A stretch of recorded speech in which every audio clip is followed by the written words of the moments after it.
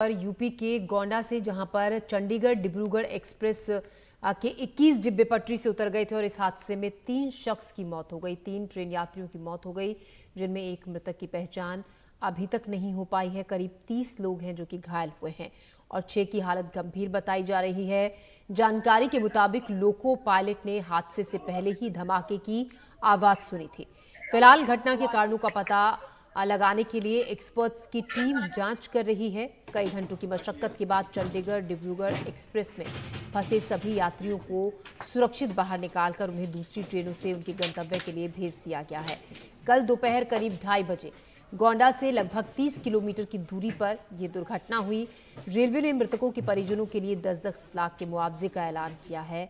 गंभीर रूप से घायलों के लिए 2.5 लाख की मदद राशि और सामान्य तौर पर घायलों को 50-50 हजार रुपए की मदद का ऐलान किया गया है।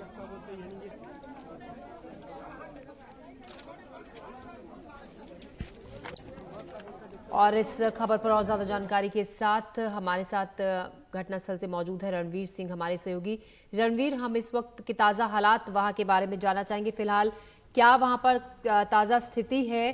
क्या रेलवे ट्रैक को पूरी तरह से क्लियर कर लिया गया है या अभी भी वहां पर स्थिति सामान्य नहीं हुई है?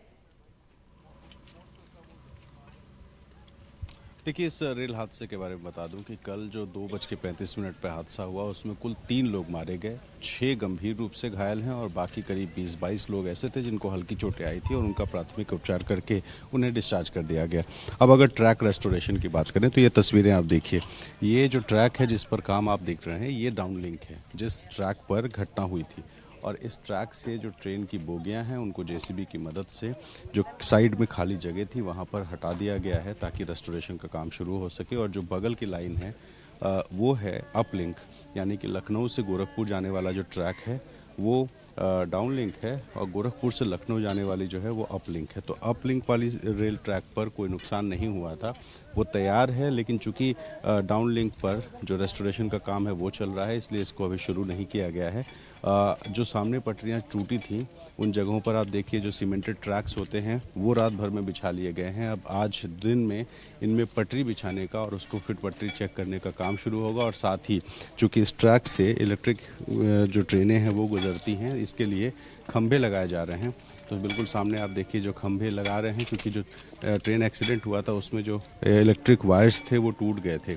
ऐसे में उन वायर्स को रिस्टोर करना एक बड़ा चैलेंज है और उसी का काम जो है वो चल रहा है। ज़रा मैं पीछे दिखाऊं, मेरे कैमरा पर्सन पीछे दिखाएंगे। जो पीछे आपको तीसरा खंभा दिख रहा है वहाँ तक जो इलेक्ट्रिक वायर के तार हैं वो जुड़े हुए हैं, लेकिन उसके बाद से टूटे हैं और वहाँ से लेकर के लगभग 1 किलोमीटर के आसपास जो तार है वो लगाया जाना है, इसलिए खंभे बिछाए जा रहे हैं और साथ ही जो ट्रैक है वो चल रहा है। तो पूरी रात ये काम चलता रहा और उम्मीद है कि दोपहर होते होते जो ये अपलिंक है ये लाइन शुरू हो जाएगी और जो डाउन लिंक है उस पर थोड़ा सा समय हो सकता है आज पूरे दिन का या कल सुबह तक का समय लगे, क्योंकि ट्रैक बिछाना और जो वायर्स हैं उनको मेंटेन करके चेक करना और उसके बाद ट्रेनों का परिचालन शुरू करने की अनुमति रेल सेफ्टी डिपार्टमेंट की तरफ से मिलेगी।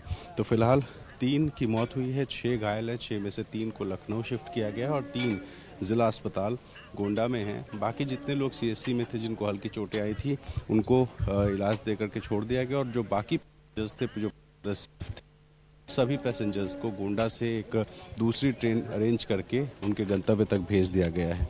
तो फिलहाल ये जो सबसे बड़ी बात है वो घटना होने के तुरंत बाद जो गांव के लोग थे उन्होंने सबसे बड़ी मदद की, फिर प्रशासन के लोग यहां पहुंचे और पूरी रात यहां पे जो बड़े अधिकारी थे और रेलवे के कर्मचारी वो मौजूद रहे हैं। कुल जो 4 एसी कोचेस थे वो पलट गए थे और बाकी जितने डब्बे थे, इस पूरी ट्रेन में 22 डब्बे थे और 22 डब्बों में लगभग 20 के आसपास डब्बे डीरेल हुए थे, क्योंकि पटरियाँ टेढ़ी हो गई थी और टेढ़ी होने की वजह से वो जो डब्बे थे वो ट्रैक से नीचे आ गए थे। लेकिन जो पलटने वाले डब्बे थे वो 4 एसी कोचेस थे और उनमें एक ऐसा कोच था जो 90 डिग्री के एंगल में टर्न होकर गिरा था और बाकी जो कोचेस थे वो लगभग 45 डिग्री के एंगल में थे। इसी वजह से जो मृतकों की और घायलों की संख्या थी वो उतनी ज़्यादा नहीं बढ़ी जितने आमतौर पर रेलवे हादसों में होती है।